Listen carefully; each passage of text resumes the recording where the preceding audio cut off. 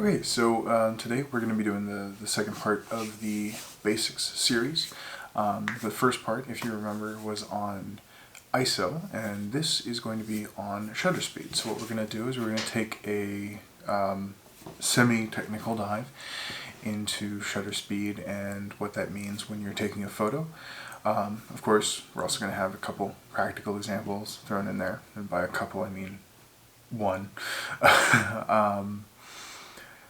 Yeah, so this will be another kind of lecture video, not too complicated hopefully, but a good way to get good intuitions about what it means when you're using shutter speed and why certain things occur. Alright, so let's get into it.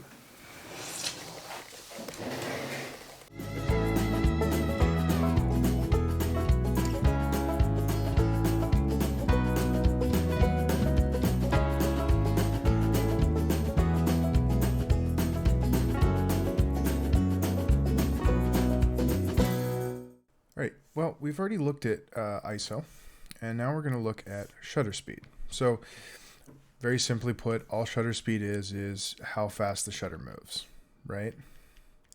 So, a lot of times, these are expressed using whole numbers that actually represent fractions. For example, a shutter speed of 400 translates into 1/400th of a second. Right. So that means the larger the number, the shorter the exposure.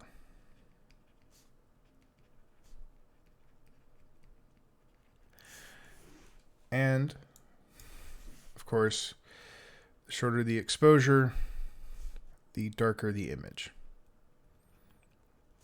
Because we aren't letting in as much light.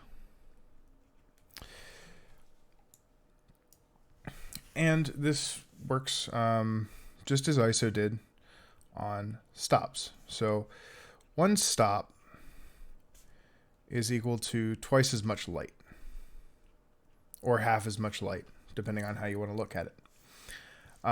So for example, if we had a 1/200th of a second shutter speed, and we multiply that by 2, we get a 1/100th of a second shutter speed. So this is 2 times as bright as our 1/200th of a second exposure, assuming we don't change our aperture or ISO. Right.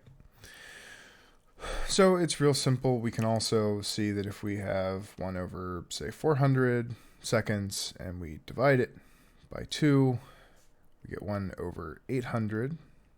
So 1/800th of a second, or a shutter speed of 800. And that's going to be half as bright.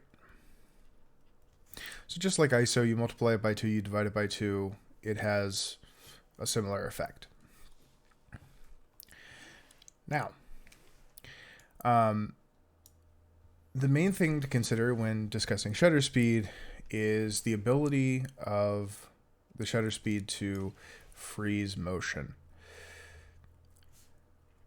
And there are cases where you want to freeze motion and cases where you don't want to freeze motion. So if we're, say, shooting sports, right, you don't want the players to be blurry.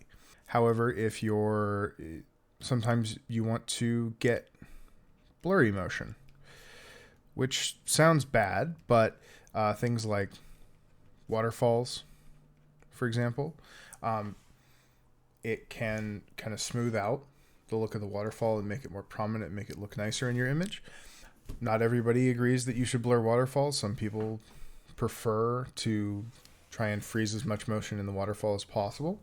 But these are the two main things that your shutter speed are going to changing your you might want to change your shutter speed to build the desired effect. So a lot of this deals with motion. So to get into kind of a semi-technical kind of way to think about it, imagine we have the world's largest sensor, and it's split into literally 3 pixels, and we'll say that there is a water droplet.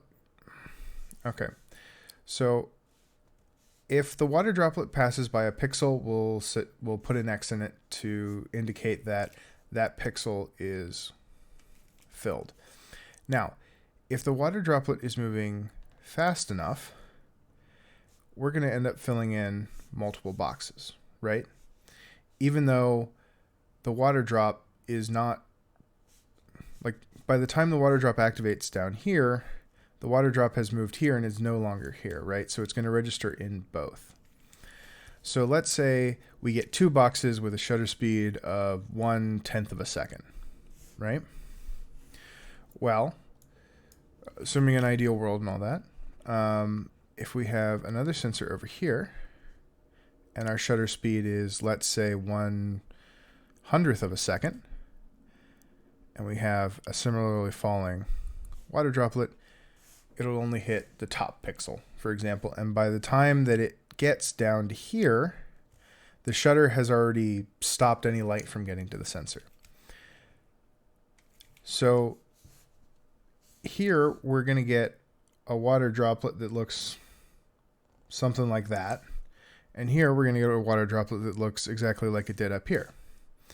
So over here we've got motion blur and over here we don't, because we have a faster shutter. The shutter actuates in 1/100th of a second, and that's the amount of time that the sensor has to gather light data. Of course, this image is going to be a lot darker than this image, which means that in the 1/100th of a second, we might need a higher ISO or a wider aperture so that we can gather more light. And of course, you know, this goes back to the exposure triangle, right? You change one thing, if you want to keep the exposure identical and you change one thing, you have to change one of the other 2 things, or both of them. So this is a basic idea of like a theoretical approach to understanding motion blur. But what we can do is we can actually look at 2 images I went ahead and took. Now, these images are of me shooting cards from one hand to the other. And as you can see in this first image, which was shot at 1/400th of a second for the shutter speed, it's not perfect. There's still a little bit of blur in there, but you can kind of tell, you know, you can read the card that's being shot from one hand to another, and you can, it froze the motion that was occurring, right? And so when you're trying to freeze motion, you need higher, which means shorter shutter speeds. So in fact, if I wanted to really freeze everything, I might need 1,000th or a 1/2000th of a second shutter speed. Now, we want to compare that to this photo. This photo was taken, I think, 0.4 seconds for the shutter speed. And as we can see, everything is blurred. You can't really tell the difference in the cards. You can see that my hands move when I do this. You can kind of see a weird little ghost of a thumb there.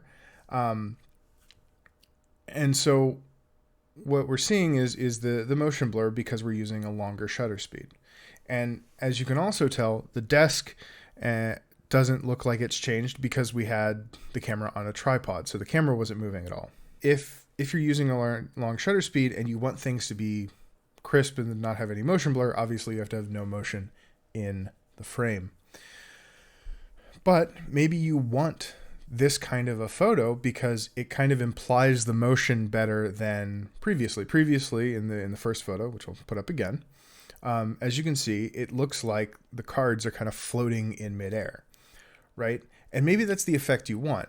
Again, I'm not going to tell you, you know, one is necessarily better than the other, but it's important to know that when you use a longer shutter speed, you're going to get that kind of effect.